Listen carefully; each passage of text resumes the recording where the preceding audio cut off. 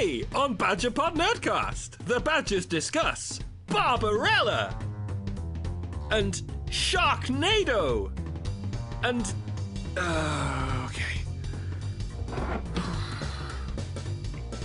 Right. Gayniggers from outer space. Rated R. Hello and welcome to Badgerpod Nerdcast. We've got a very interesting and possibly offensive episode today. We've got with us on our panel the lovely Kristal Garcia. What? Hello. I'm a little sick, so I might sound a little weird, but hi. You sound fine, Kristal. Allison? Hi, I'm Allison. I guess I'm one of the founders of Honey Badger Radio, and I also do a webcomic named Xenospora. It's a dramatic exploration of men's issues, so check it out. It's xenospora.com, that's with an X. And I'll throw it back to Rachel with the appendum that you think that the other shows aren't offensive? I mean, really. I'm just saying, you know... Yeah, seriously, I don't think this would be our choice. I've got white guilt, like, pouring out of every pore. Cut it out. Okay. We've also got Dr. Randomer Cam, Mike. Yeah, hello. I'm not particularly averse to being offensive, so we'll see how it goes, shall we? I won't even tell you what I do, because even that's offensive. And we've got our other interesting... I meant to say okay, redo. The marvelous Brian Martinez. Oh, marvelous. I love it. Hi, I'm Brian, and I also have a webcomic. It's goodguy.weebly.com. It's a romantic comic from male perspective, and I'm not really adverse to being offensive myself, so, whatever. Down with it. Bring on the Gayniggers from outer space. That's what I say. Damn it! Can we pronounce it Gayniggers? If we really shrink because I think that's the knee. The knee is the troublesome syllable. Yeah, as always, we are the knights who don't say knee. As always, I am your host, Rachel Edwards, who blogs on occasion, and this month we'll be making lots and lots of baked goods. Because, yes. Anyway, all right, where do we begin? Oh, well, I think there's only one place Let's begin. With the beginning, right? In the gutter? Are we gonna start in the gutter? Because I think that's where we... We'll start. I believe it's best to start with Gayniggers from outer space, so therefore I shall begin. Here we go. Gayniggers from Outer Space, created in 1992 by Danish filmmaker Morten Lindberg with intention of satirizing blaxploitation and sci-fi films. The mix creates the most offensive, hilarious movie I've seen yet. It's so over the top it can't even be offensive. It includes scenes of fisting the disembodied holy anus to find the gay ambassador, who will lead the men of Earth to their new woman-free utopia. The aliens from Anus eradicate all women from the planet to free Earth men from oppression of the, quote, smelly females of Earth, vowing to free all men from female oppression on every planet. With such names such as Sergeant Shaved Balls, there is nothing but hilarious ahead. In the end, no pun intended, you see a woman-free Earth with all men relaxing, swimming, and at peace. With such scenes as the baptism of the new gay ambassador with the gay nigger seed, it's impossible to not laugh outright. This movie has brought new levels of epicness to the B-movie genre. All in all, I give it 2 fists way up. Oh, Oh, God. No, she's made it sound like a porno there. It's not a porno, believe it or not. It's not a porno, but it's Deep philosophical insights.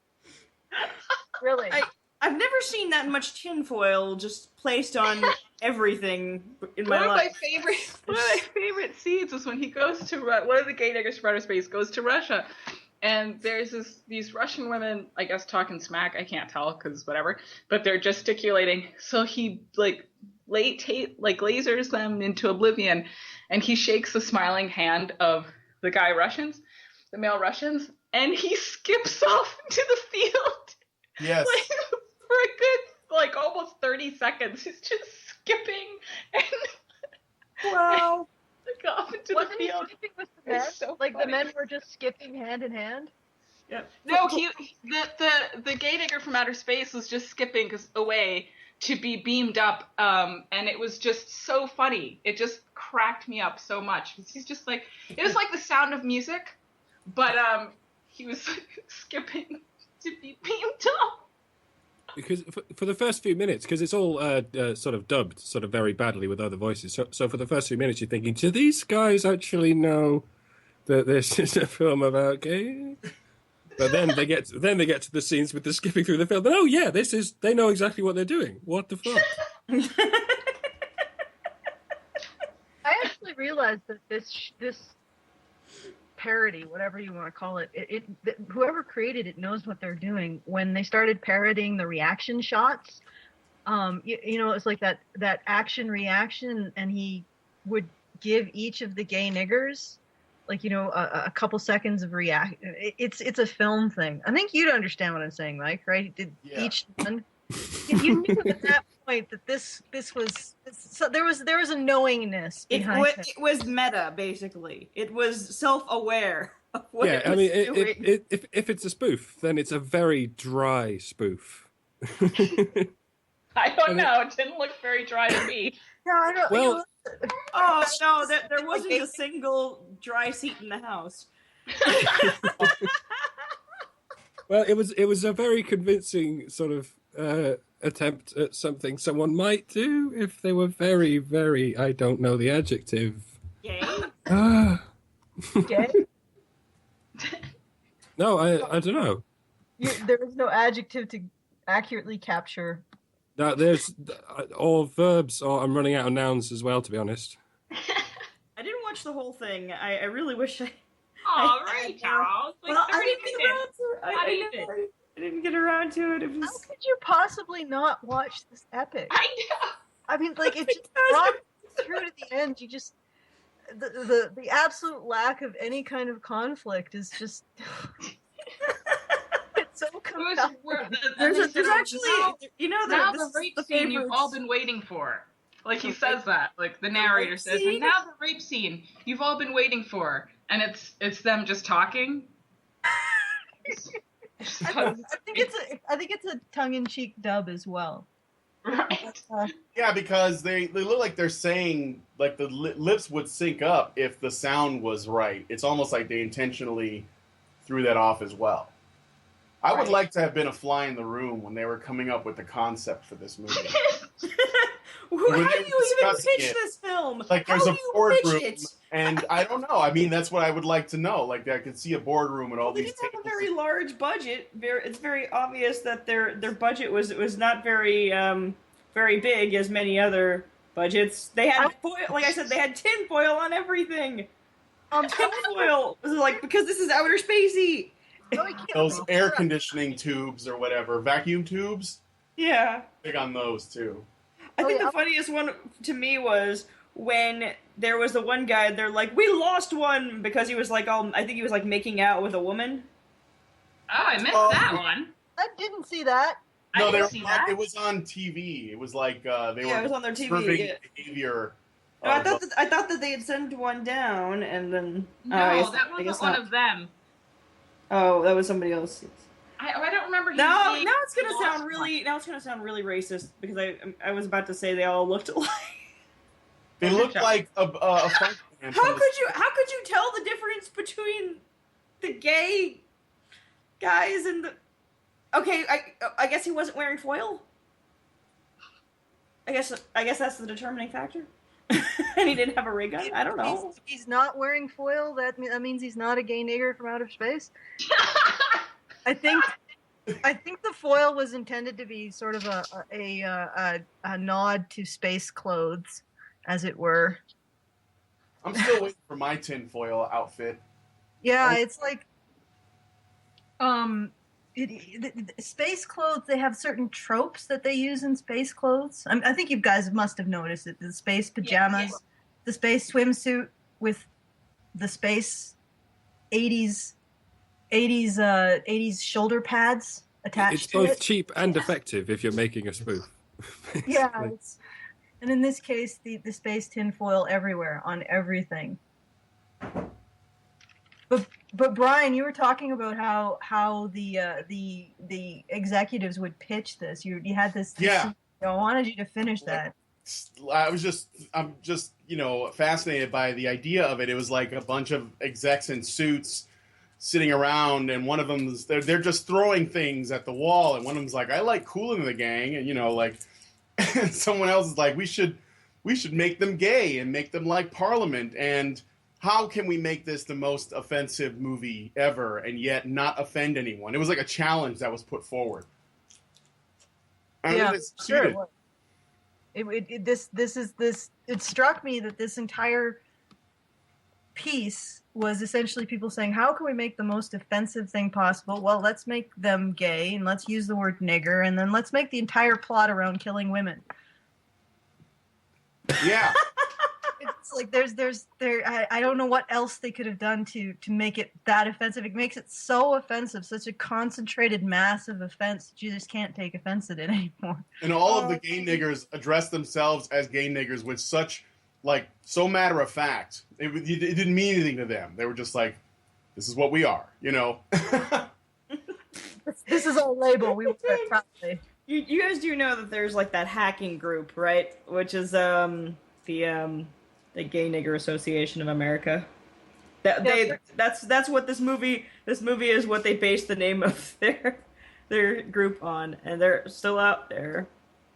Yeah, apparently there somewhere. was I know Kristal might know more about this, but she's currently dealing with issues. But one of them in that Hackers Association, I think, ended up going to jail for calling himself a gay nigger or something.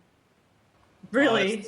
That's too bad. It's possible, but he's also, might have also involved drugs somehow. So. Well, that's likely. There's a lot of that stuff on the deep web, so yes. It's very. It's surprisingly easy to get a whole. It's surprisingly easy to get to be.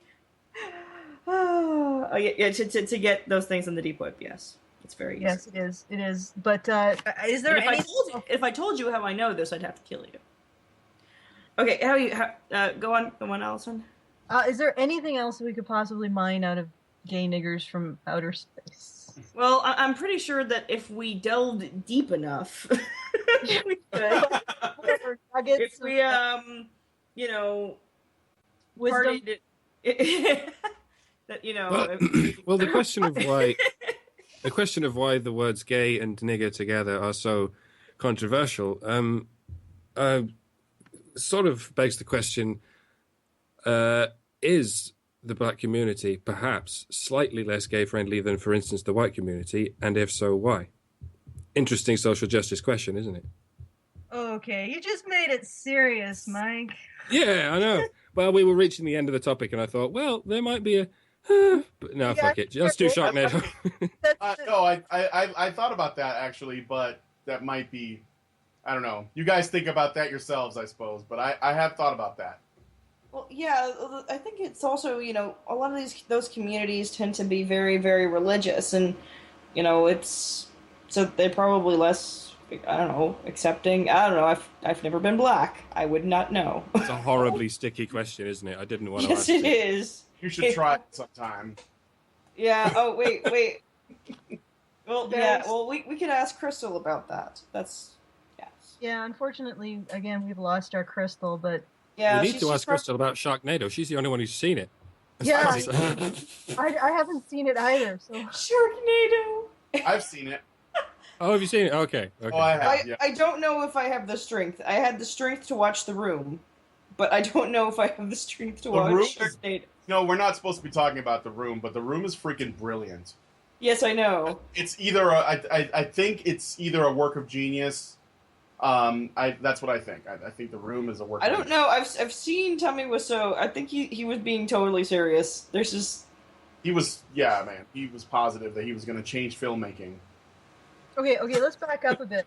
Why don't, if you're going to talk about The Room, why don't you just give a brief summary so that those of us who have no idea what you're talking about. Okay. The Room is one of the best. It's called one of the best worst films of all time. There's a couple of those on the list, and they're usually on the list of the worst films of all time. But some of them are so bad that they're funny and they're good. But it's okay. The Room was actually made. I think it was in early 2000s, and but yet it looks very much like a 90s film. If that makes any sense. Everything that you could have done wrong in a film was, well, maybe not everything, but everything that you could have done. Lots of issues were, there's bad casting, bad writing. God, there are these weird establishing shots that are there for no reason at all. Bad sets. Some of the worst, most awkward sex scenes I've ever seen on film ever. But the basic summary is that there is a man, I think his name is Johnny. Yeah, Johnny, and he's got a girlfriend named Lisa, and they live in this, this apartment. I guess, yeah, they live in a flat, and it's a tall. Anyway, it's an upstairs downstairs kind of deal. Yeah. Anyway. So he's got a job at the bank, and he's doing really great. And Lisa, I think she's just recently gone out of college and stuff, and he helped her pay off her student loans and all. Anyway, he's this guy. He bends over backwards for her and stuff. Right. Anyway, he's got a best friend named Mark, and Mark Mark. Oh, hi, Mark. And basically, what happens is that for like almost no reason at all, Lisa decides that she wants to sleep with Mark instead and wants to leave Johnny because she finds Johnny boring, I guess.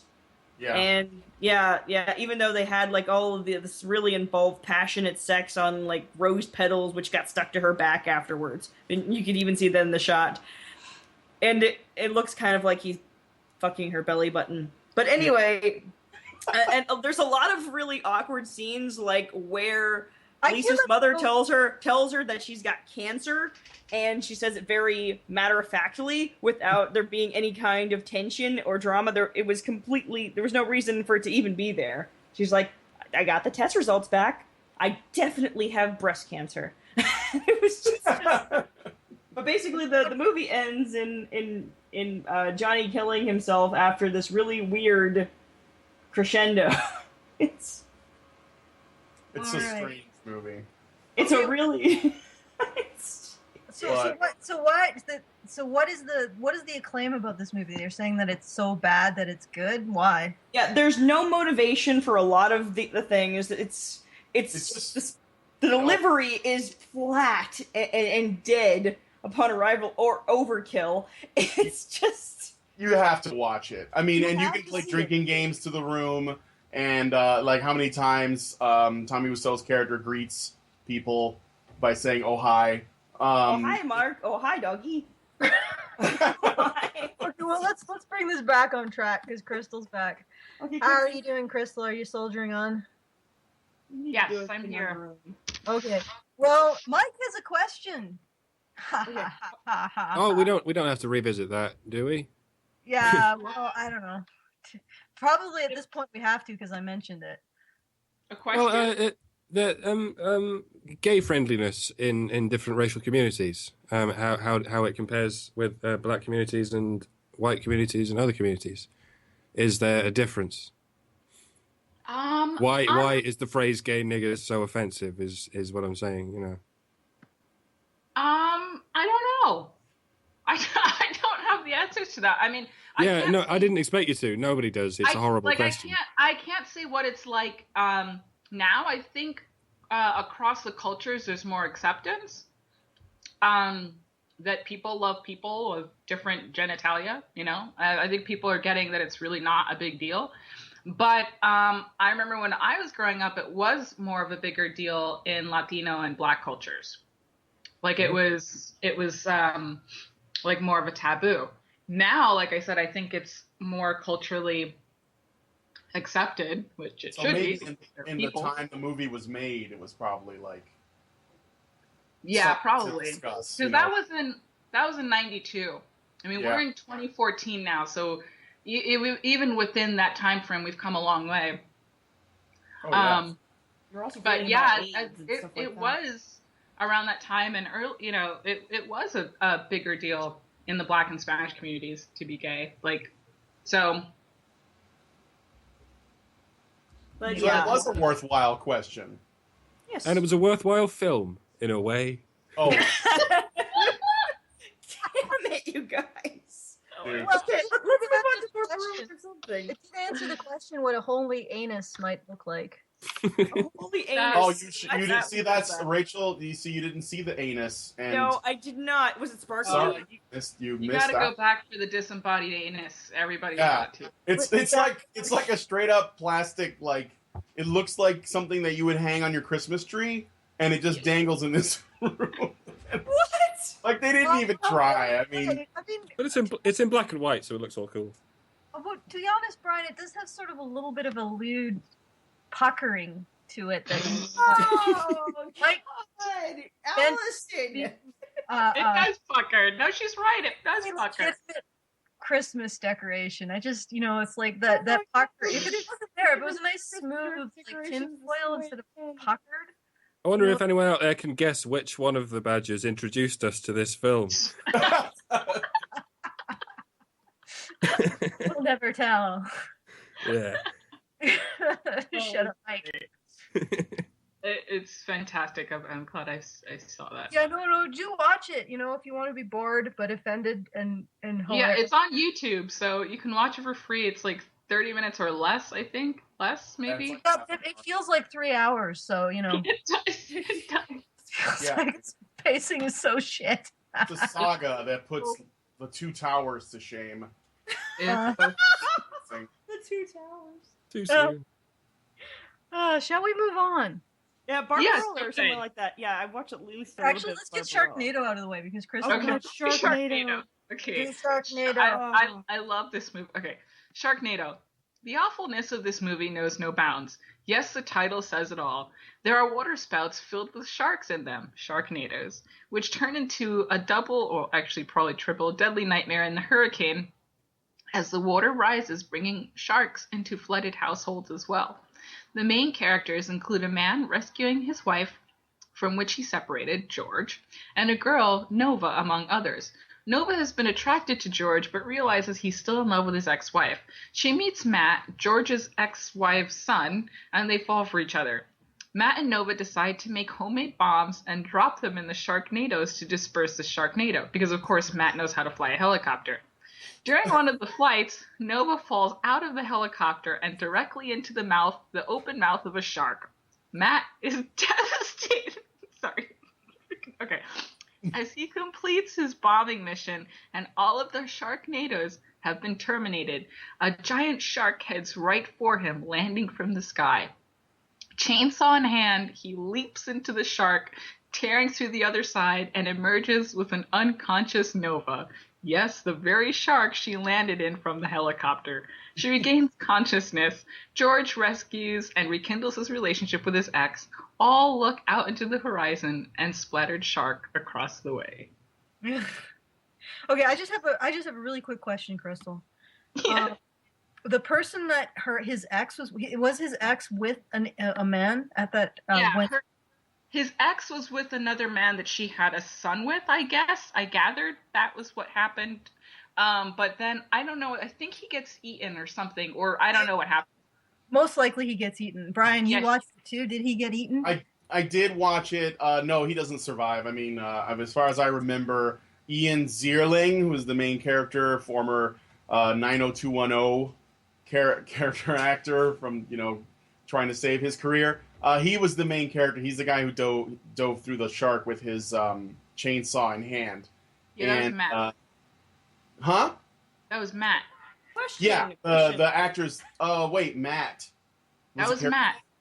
That was George's son-in-law. Or son-in-law? Oh. Stepson. Oh, okay. My brain is doing things, so just... No, it's okay. But yeah, I'm fairly certain that the guy didn't survive. But that movie, I don't know. I mean, that was just it was so bad, but it knew it. So because of that, I forgave quite a bit. You know, I mean the Sharknado. Yeah, I mean when it says guys. Sharknado, enough said. That's real. That's basically it's telling you. You know what you're getting into. Right. Turn off your brain and watch. You know. No, but seriously, I have a serious question to ask, and I know it's kind of difficult to say. You have a serious question about Sharknado? Yes. How does the Sharknado begin? How does one create a tornado with sharks in it? Well, How Just ask begin? how How did they continue to live in the tornado? Rachel, don't bring science into Sharknado. And how did the tornado live in all the sharks? But there is sort of a science to it. Like, it's sort of like when like a typhoon carries water and sometimes there's fish in it. It's like that, but it's so big that it gets all these sharks, right? Yeah, but and they're just. But then, of course, it just goes completely off the rails. Well before that, and then there's sharks in this tornado of water, and they're just eating everything in their path because that's all they do. So it's like this giant spinning blender of multiple rows of teeth of death, and that's basically it. And they're like midair, and their people are just. It's so ridiculous. And you know what though? I thank God for Sharknado because Tara Reid needed some work, and now she got some. Oh, God. This is ridiculous. Mike, want to say something? I wanted to do something really. Oh yeah. Does Mike? Oh, Mike wants to talk. Sorry, go ahead, Mike. No, it just got me thinking. I think just movies like Sharknado and Snakes on a Plane and what have you. I think we've entered a phase called post-film, right? We have whole schools of thought who have decided the trick to filmmaking is not to create the greatest possible film, but the worst possible film, the worst possible watchable film. I mean, in fact, I think we might have entered post-art altogether. I had the same revelation with Rebecca Black. Friday. I thought they're doing it on purpose. They must be doing it on purpose now. This is one of the more adverse effects of the freedom of viral marketing. It reveals something about human nature that we never even suspected. We are, in so many ways, more fascinated by terrible things than by good things. There was just never a market for terrible things until the internet came along. And so it's basically how bad it can things be. for free. It's basically how bad it can be. It's an interesting experiment, though. I'm all for it. Let's carry on marching into the light. And still be acceptable, basically. Well, I don't even think they care about acceptable. Just how bad can it be? It's how bad it can be and still be watchable. I don't think they care about watchable.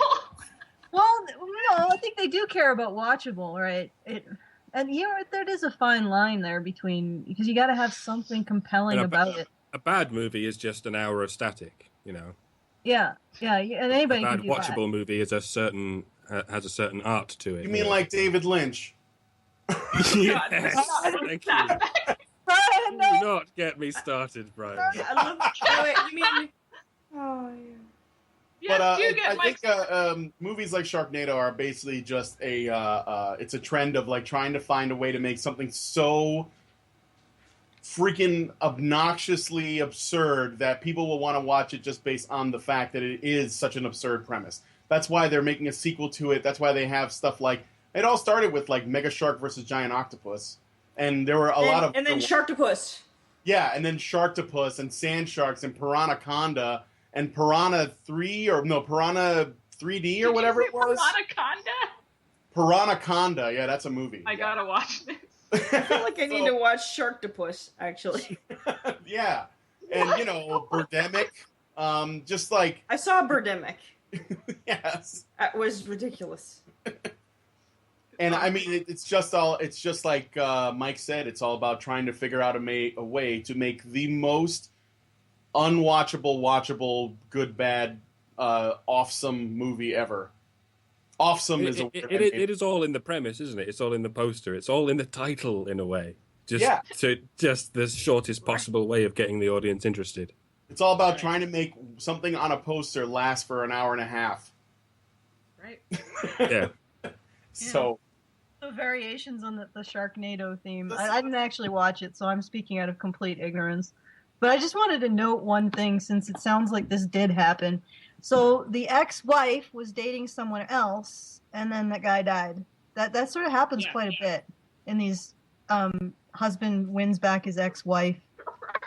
Yeah, and they usually do this thing where they make the new husband that she married like an asshole that, like, for whatever reason she hadn't noticed before, and he's like being a dick, and then, you know, so that way when he dies, you're okay with it. Like, oh yeah, he got, you know. He carefully concealed his assholishness. Yeah, until the movie starts. Until the movie starts. And you don't ever think, why did this woman choose this guy who's an asshole? You know, and what does that... But women do that all the time, though. Well, no, because at the time, you know... I know they do it all the time, but it's like... I don't know, but at the same time, usually women who choose assholes are assholes themselves. Yep. And it's like almost inevitable. Or, yes, it's not just that they're assholes, it's also a lot of these women are also stuck in the whole mindset of how they dated people in high school. And that shit doesn't translate over to when you're, like, in your 30s or your 40s trying to date again. So it's like, well, this person is the kind of person I would have gone for in high school. Well, here's the thing. Here's now. I'm going to just ram right in here. Into the holy anus. The holy anus? Yeah, shut up. Okay. If she was the one who left, why is it that he has to prove himself to her? Right. She leaves and she goes to a fucking and gets an asshole, and we don't like him at all, so we're okay with her dying. But then the question becomes, why did she leave this guy and go to this worse guy? You know, that's less sympathetic. It's movie logic that makes no goddamn sense. And also, I really don't like the fact that the new paramour always ends up killed. Have you noticed that? Like, it happened in 2012. Or no, was it 2012? Yeah, I think so. The one with the big wall of water going over the Buddhist monastery. You guys remember that? I didn't see that one. I said, screw it, I'm not watching this film. I didn't get to see that yet. I did want to see that, but I did not see it. I did watch The Day After Tomorrow, though, but that I don't think it was in that one. It might have been The Day After Tomorrow. You know what? All of these apocalyptic films, they start to look the same. They start blurring together into one sort of massive destruction. It was the film in which the new guy was a pilot, of course. And he got them all to safety by flying, and then he was thrown into a gigantic cog and ground into paste. That was the final, and it was incredible because he was never mentioned again. It's just like that loose end has been ground into paste. We don't have to care about it anymore. I was watching this and I was like, wow, this guy actually saved your asses, and you're not even going to mention him. And then the next scene, the ex-husband is with the new woman, and they're on the deck of the ship or whatever, and they're like having a moment. And it's like, you're having this guy just got crushed in front of you, and the next thing is like, oh well, I guess you have an opening, so I'll just slide in. You know, thank God you had an extra, eh? You know, two husbands hanging about. I have to say though, there's in the television show The Strain, it actually starts out with that exact same trope. However, it almost like turns that entire trope on its head, because you're already expecting it to go a certain way. You're expecting, okay, he's gonna get back with his wife, and he's gonna prove himself, and all this other stuff. And then what happens is both his wife and the dude get infected. And they're not coming back, and they're not getting back together. So it's like, yeah, that's cool. That's an interesting twist. Yes, it's like, so all that shit, yeah, that bridge has been burnt. It's not happening. But usually, like I said, the situation is in, you know, the woman has two potential mates. One of them just gets killed because God knows, you know, man has no existence out of out of his relationship to a woman. And you can't have this guy say, okay, well, if you want her that bad, go have her and I'll go do something else, fulfill my life. Right. You know, just nope. I mean, you can't just do that. Like, why did they have to throw him into a goddamn cog? Like, Right. Ugh. And how many times do we see ex-wives being like, I need to go win my ex-husband back and save his life? That just like never freaking happens. I don't know, maybe it's happened somewhere, I missed it, but it's always like the ex-husband who's like, okay, the world is ending and he thinks about his ex-wife and he has to save her. You know, but no, I haven't seen an ex-wife be like, oh my God, the world is ending, I must go find my ex-husband and make sure he's okay. Yeah, well, you never really see them. They always have, inevitably, they always have a new jerk. Well, Right. Yeah. Like a person that, you know, like it's that movie logic, right? They're unsympathetic, so you don't care about them dying, but why did she go and have a relationship with him in the first place? Right. Yeah. She left the good guy to go be with, because she was bored, because he wasn't meeting her needs the way she wanted them. So she said, screw this, I'm going somewhere else. And then she's like, oh. Or they Well, allude. but then in that Sometimes case- they allude. Oh, I'm sorry. I was just gonna say sometimes they allude to that the main character having been a jerk at some point, and that somehow the experience of him being divorced and away from his children changes him. Right. And he's like looking for redemption, you know. Right. So that's another common trope that they do. Right, because it's always the guy's fault. Yeah, I think the only movie that I've ever seen deal with the situation where with the ex-husband having like a new wife, it was like that I can think of offhand is like the First Wives Club. I don't know if any of you guys saw that movie. It's old as hell. I did see that movie.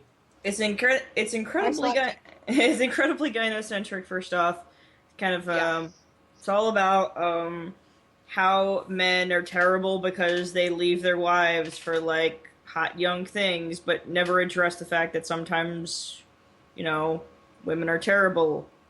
Like sometimes you're a terrible wife, and the way that they got revenge on them, I don't know if they should have been.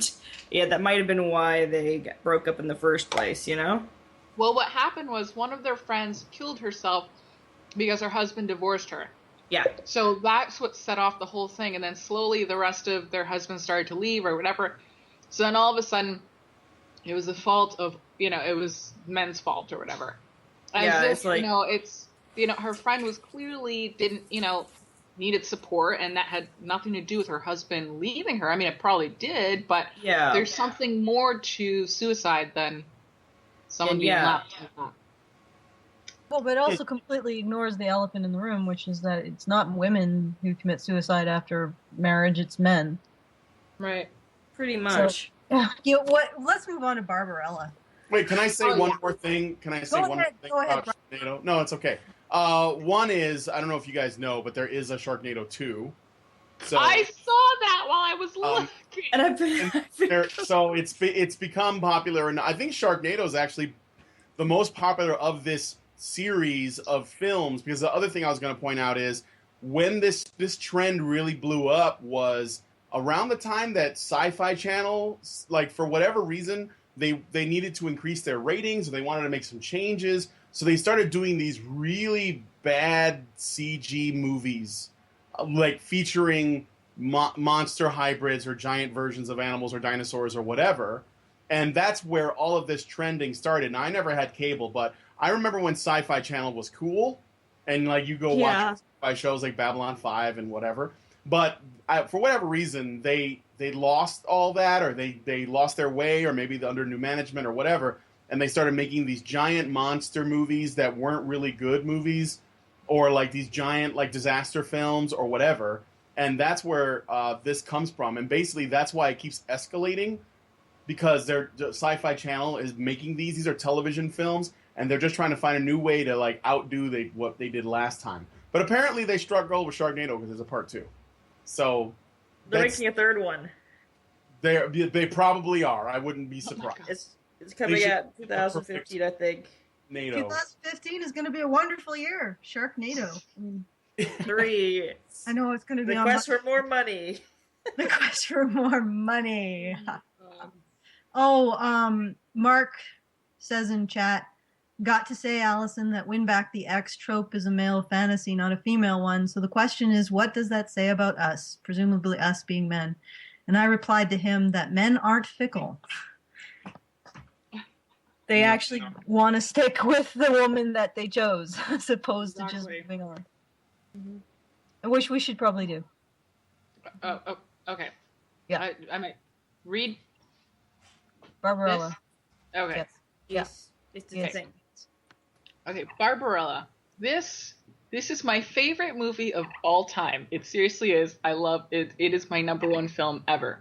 Barbarella is sent to find Duran Duran and his weapon, the positronic ray, and save the universe from war. She's from a time where weapons and war are unheard of until now. She must go to this planet, and there is little knowledge of. She ends up crash landing, and her first experience is being abducted by creepy twins and being set upon by carnivorous dolls. These are creepy twin children, and there's a bunch of sets of them everywhere, and they have these dolls that are... Okay, anyway. She's saved by a native male. She asks how she can thank him for saving her life and transporting her. He says she can let him make love to her. On Earth, they have sex by taking pills and no touching except for the poor, as sex was found distracting. So she's never really had sex besides the pills. So he shows her what sex is. Barbarella is left singing, smiling, and high and amorous after her first real sexual experience. She leaves floating on air and grateful. Barbarella continues to find herself in many adventures and challenges, including being kidnapped and placed in a so-called torture device that responds to music playing and is supposed to make people come to death. However, with Barbarella's newfound sexual experience, she breaks the machine. She also meets up with an angel who is kidnapped by a female supremacist and many more colorful creatures. The sets are amazing, the costume's fun. Barbarella has been written off as a horrible movie, but to me, it's a classic. I freaking love this movie. I always like Barbarella, and to be honest, you get the usual complaints that Barbarella, if in the language of TV tropes, I don't know if there are any tropers listening to this out there, that Barbarella is a fox action girl or a faux action girl. It means an action girl who never really does any action. She's just in name only, and she's also I can't say that word, but the really innocent. You say it again. Say it again, Mike. I think it's pronounced ingenue, but I could be wrong. Brian. Ingenue, and also the last one was just these kind of female tropes, and but the reality is that she's from a world in which there is no violence. What do you expect her to do except sort of be useless at it? Yeah. And she does attain some level of being able to fight back. She gets in a firefight and she at least shoots things. But if you're from a world where pretty much all you do is float around naked in your shag carpet spaceship thing. Yeah. I love that spaceship. It's the best ever. You can see why a lot of people like Barbarella and why a lot of people don't. It's very easy to lose track of what's happening. Largely because it does seem to be a series of set pieces connected by tubes, both literally and figuratively. Oh, wow. Yeah. Sorry. Go on. Well, actually, I wanted to know what Mike thought. But I don't want to put him on the spot. So maybe. I haven't said anything. Well, it's a very self-indulgent film, so unashamedly so. That's sort of its charm. It was never supposed to be a showcase of edgy, sort of thought-provoking writing. It was a showcase of bright colors and flamboyant costumes and psychedelic weirdness. It was going for a Wizard of Oz kind of thing. There was just something not quite coherent about it. It was very. It speaks a lot to the '60s, I think. That '68 in particular. It's a very psychedelic film, and not just on the surface. That sort of transitioning is very much associated with acid trips. Like when you go from an elevator directly into a large, vibrant room, the sensation is orders of magnitude more spectacular and overwhelming than usual. And that's possibly they're sort of playing to that because she falls through a tube into another huge, colourful room, and you're like, what the hell's happening now? A little bit of context for you. Yeah.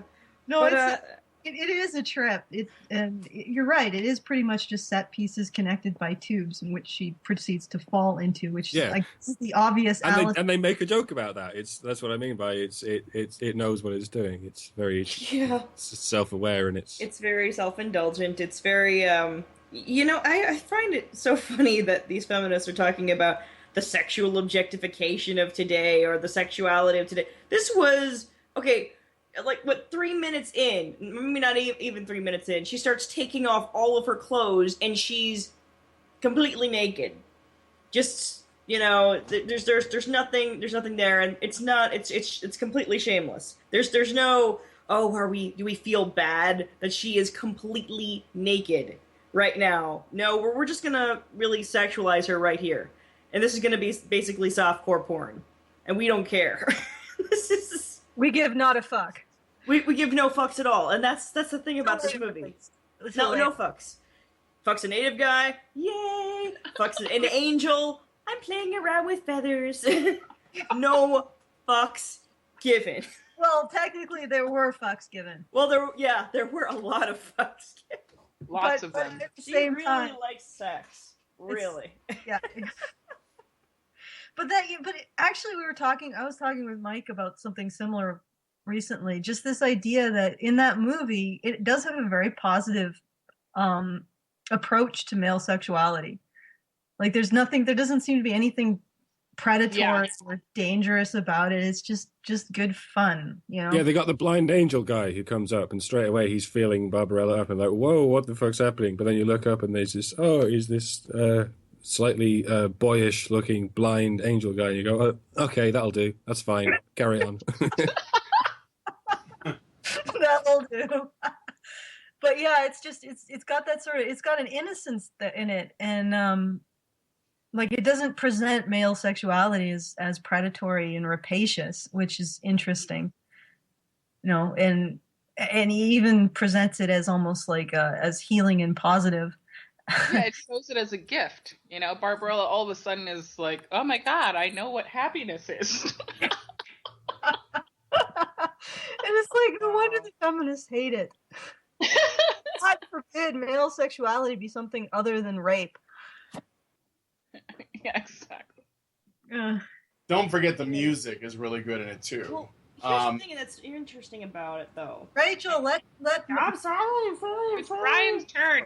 It's okay. I was just saying the music is really great in the film too. That opening sequence of her like stripping, it's important that we know that she's doing it in a 0G environment with with whatever effects were available at the time. So she's floating in like zero gravity, stripping herself. But at the time, nudity for her doesn't have like a sexual connotation because she hadn't had experience with a man like physically. They were doing the pill thing. And I also really like that. I don't know if you noticed, but when I watched the movie, they never say, when they address sex, they always call it making love. Like, every time she has an encounter with someone, they called it lovemaking. They didn't call it sex or anything else, which is interesting to point out. It's also interesting that it's true that that it does paint male sexuality in a positive light for her experience, but at the same time, it doesn't like take away her own agency either. Like, she's still sort of like the sought after person. Like, there's something special about her that like there's real attraction between her and all the people she comes across. So it doesn't feel like cheap, even except for like maybe when the villain comes along or whatever. But that's a whole different thing. Even that has a little bit like, almost like I want to say it's a bondage equality, but it's not presented negatively. There's a lot to like about it. And actually, Jane Fonda herself really enjoyed this movie. And this is like considered by some to be like, it's almost like one of her, must-see films if you like her. And she's freaking hot in this movie, man, by the way.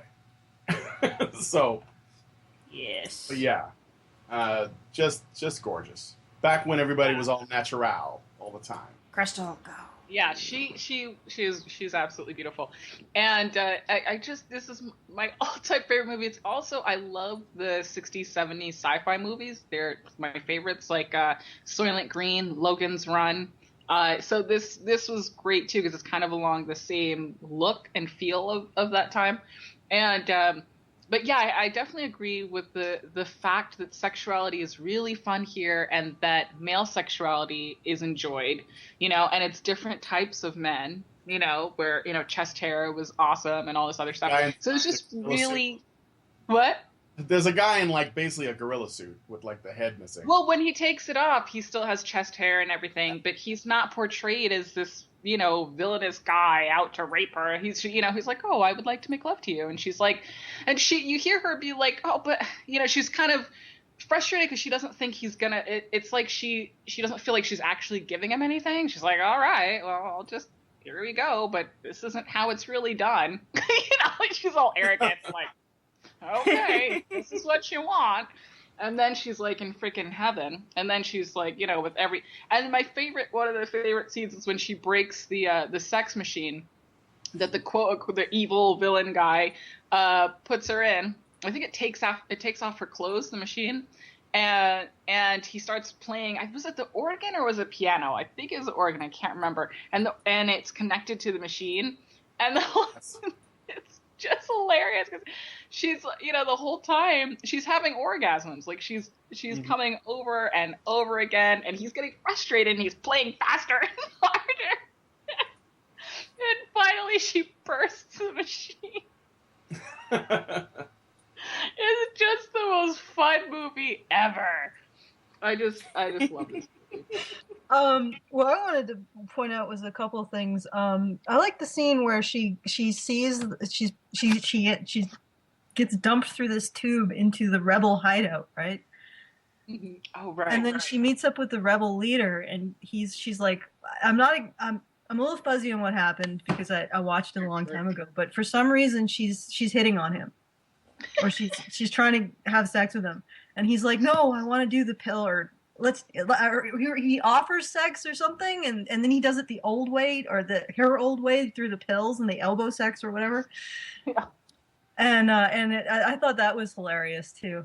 I think it. I don't remember. Sorry? Oh, I don't remember that scene. You don't remember the scene? Okay, maybe I imagined. I haven't watched it in so long. I was trying to rewatch it, but I wasn't feeling the scene with the pills and the hand sex. It's hot as fuck. It makes your hair go curly. It's all true. No, but okay, Mike. There's a scene where, for some reason, her, and the rebel leader, who's a man, and they're like, she's talking about her. He broaches the subject of sex, or she does, and she's like, "Yeah, let's do it." And then he brings out the pills, and she's like, "Oh." Yeah, and then they take the pills, and they have a bloody good time, Alison. I know, but it's. I just like that. That's okay, great. She was spoiled by real sex. She's like, oh, that stuff. Yeah, I just think it harkens back to that whole idea of male sexuality actually being pleasurable, and not onerous duty. Although what is interesting in all of this is the Black Queen is sort of hitting on her, and yet I guess that brings in almost a negative look at female sexuality. That makes any sense? Right. It's the evil villainess who hitting on Barbarella. Right. Innocent. Yeah. I don't even think, did Duran actually do anything to her besides shove her in the orgasm machine? I don't know. Wow. He locked her up in that weird glass other reality thing near the end with the Black Queen, and then something happened. It's probably no surprise that the band by the same name took their name from Duran Duran in this movie. The band from the 80s, yeah. Yeah, they're going to make you orgasm big, I guess. And everyone from our generation heard about Duran Duran before they heard about Barbarella, so you can't help watching it thinking, every time his name is mentioned. Right, I did too. Yeah. Yeah. About it. One more thing. Do you guys know that they're making a remake of Barbarella? I heard about this and I'm very upset about it. Yeah, they're doing a television remake from Amazon Studios. There isn't a lot known except that pilot script is being written by Neil Purvis and Robert Wade, who wrote Skyfall. They don't have any casting yet. There's no...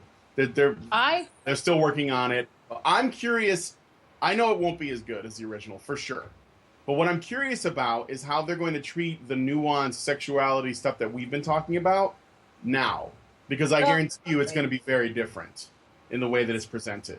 It's gonna take on the tenor of the time now, and it's pretty much all gonna be predatory, So sad, dark, and ugly. See, this is why drugs are illegal now. This is why pill sex is illegal now, because you saw what happened in the 60s. It created this weird culture where we could look at men as non-predatory people with sexuality that isn't toxic. Do you ever think that the whole pill thing came about after like people just in the future demonized actual sexuality, or like, and they said it was too distracting and too troublesome to do it the old way or whatever, and now he reintroduced her to the joys of sex, that native guy. I think I think that what they were doing was, because it was a sign of the 60s and we're talking about free love and all that, that was more like a little bit of a jab at like what they probably would have considered the establishment with regards to puritanical views of sexuality, and it only being used for reproduction and only after marriage. And this is more like sexual revolution, basically, I think, is what they were addressing, because it is like 1968. So, and yet we've gone back to that weird puritanical mindset, because they're like, oh, this free love mentality, this idea of women having sex with men and enjoying it. Oh my gosh, we can't have any of that. That's too harmful. We just can't have men enjoying it. We just can't have men enjoying it. That's all. We can't have men enjoying sex. They're predatory creatures. Oh my gosh. Yeah. No, they stigmatize women enjoying it too. Yeah. Well, yeah, depending on whether you're sex positive or sex negative. Yeah, right? You're considered a gender traitor if you're, going to enjoy that certain kinds of sex with men. You have to think things like, you can't enjoy penis and vagina sex because that's wrong. It's all clitoral stuff, right? They politicize sexuality that way. But this is another conversation for another day. I think we're running out of time. Yeah, we've run out of time, you guys. Yep. Thanks for all coming here, and discussing Barbarella coming a lot. Thanks for coming. Yes, and talking about some lots of things, all the things. Yeah. You want me to?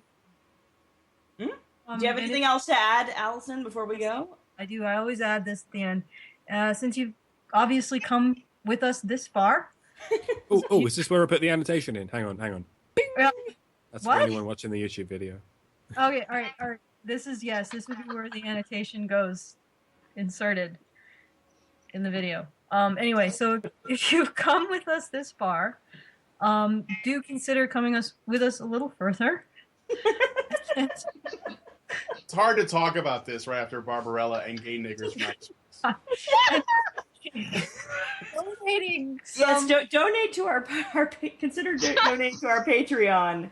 Yes, Patreon account at patreon.com/honeybadgerradio, so you can hear us talk about these things some more, and spreading the horrible notion that male sexuality might be something to healing and enjoyable, and something we should cherish and consider a gift, as opposed to just being rapacious and dark and ugly and grimy and spreading these issues wide open.